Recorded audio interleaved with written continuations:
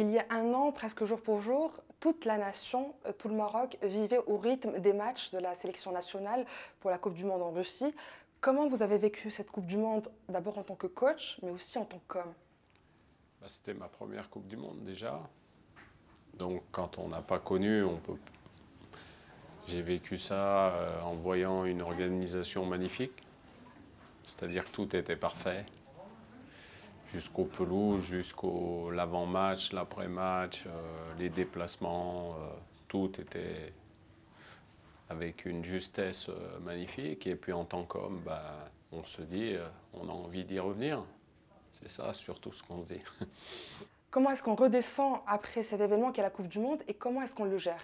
Quand ça se termine, on n'a qu'une seule envie, c'est de se dire j'espère et je souhaite que j'en ferai une autre ou plusieurs autres. Bien sûr, on est ambitieux.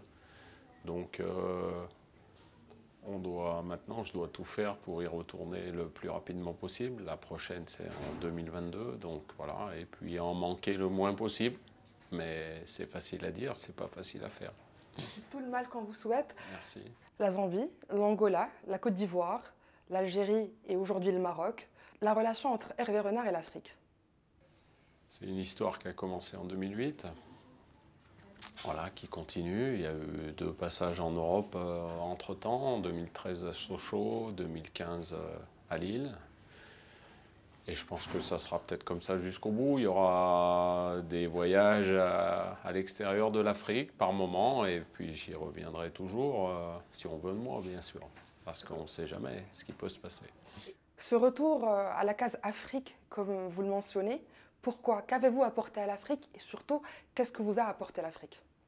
Humainement, je pense que mon caractère et l'affection que les gens m'ont donnée correspond certainement le mieux à ce que j'attendais. Après, ne le connaissant pas avant, je ne pouvais pas le savoir. Je suis arrivé par hasard en étant adjoint de Claude Leroy au Ghana en 2008. C'est le destin qui a voulu ça et je le remercie. C'est une histoire, je dis toujours, même si elle s'arrêtait aujourd'hui, elle serait fabuleuse. Donc autant la prolonger et qu'elle soit encore plus belle pendant des années encore. On est à quelques jours de la CAN. Comment est-ce que vous appréhendez cette compétition?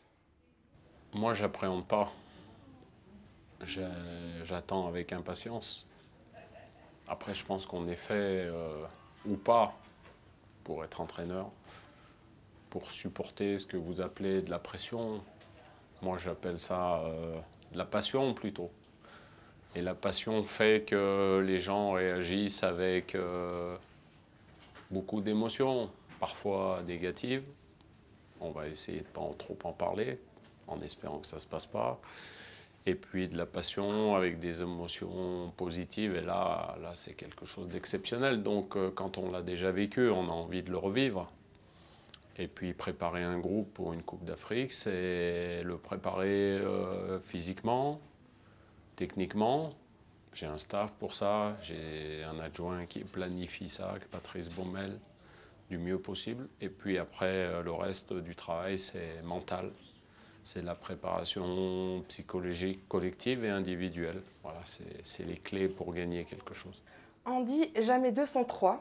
Et là, je pense que vous savez de quoi je parle. Est-ce que c'est une idée qui est présente? Et puis, est-ce que ça rajoute une certaine pression au-delà de la pression nationale et humaine qu'il y a derrière cette équipe nationale du Maroc? Non, c'est pas une pression, ça revient toujours dans ma tête. Parce que 2, c'est bien, mais 3, c'est beaucoup mieux. L'équipe du Maroc, on a l'impression qu'elle a 2 visages. Un visage quand elle joue face à une équipe européenne, un autre visage face aux équipes du continent, des équipes africaines. Est-ce une impression ou c'est une réalité? Je pense qu'on est capable de s'adapter aux 2 styles, parce que j'ai toujours une formule que je balade depuis des années maintenant, c'est se mettre en mode Afrique. Alors je m'explique. Parfois, on va jouer sur des terrains qui sont en rien les terrains de la Coupe du Monde, dans des contextes qui sont complètement différents des contextes qu'on a pu rencontrer à la Coupe du Monde. Mais il faut s'adapter. parce que ça passe par l'art et on se doit d'avoir même dans ces endroits des résultats positifs.